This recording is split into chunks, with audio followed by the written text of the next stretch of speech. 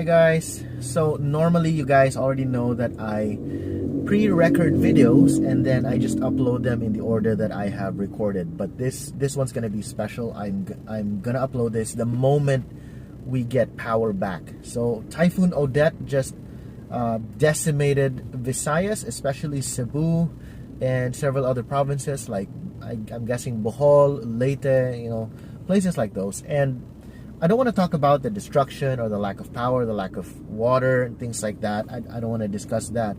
Instead, I want to talk about more spiritual things, because Odette, I think, made a lot of people realize the shortness of life, the urgency of thinking of spiritual things, and I guess it kind of brought everybody low.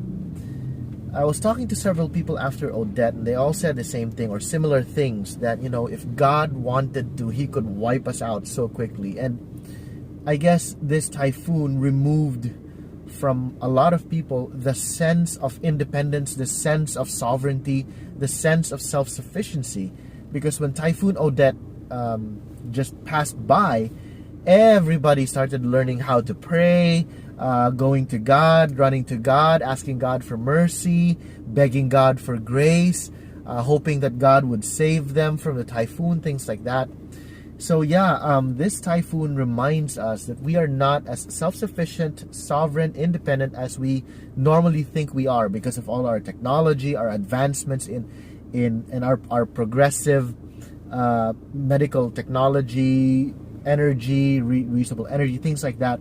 We realize we're not at the level that we think we are. We're so small and insignificant, and God can crush every single person and the whole world if he wanted to in an instant.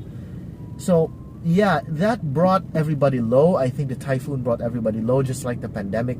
And if the pandemic wasn't enough to talk about the shortness of life and the urgency of the gospel, I'm hoping that Odette will.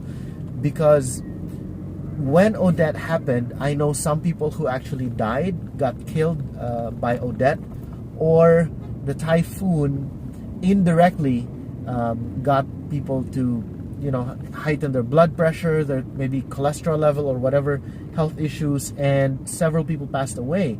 One of the people I've known for a few years, is a laundry lady who we always went to for our laundry. We just found out from the neighborhood that she passed away because of a heart issue. I think she got a stroke or something, and she just couldn't, her health wasn't that good and she didn't survive. I remember I shared the gospel to her just once. The truth of the matter is we only visit when we have laundry, right? And so we don't really get to talk much, except for that one time when I really talked about the gospel with her. And I have no idea if she got saved. I don't know. We talked about it a few more times, but never really concretely after that one time. And I don't know if she got saved. I don't know if she got born again. I don't know if she really thought about it, but I hope she did. She was a nice, sweet laundry lady who was very, considerate to everybody, and she was always trying to be as accommodating as possible.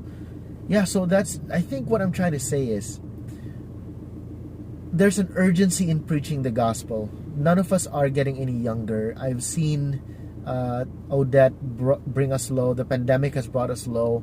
When are we going to be more and more mindful of the gospel and mindful of the people around us, and the urgency to tell them what they need to hear about the Lord Jesus and the resurrection? That's something that I think everyone should really start thinking about. I know a few people who live in condominiums, and the typhoon just broke through their windows, and everyone in the apartment or in the unit in the condo panicked because of the strong winds, and they all thought they were going to die. I know a handful of people who experienced something like that. And so this is not a just to sensationalize Odette, but really to bring the urgency of the gospel to the forefront of our minds. And I hope that's what people do, especially now that Odette is clearing. I'm gonna upload this the moment we've got power back on and internet. So yeah, I really hope that people start to really think of these things and to reflect on their spiritual state.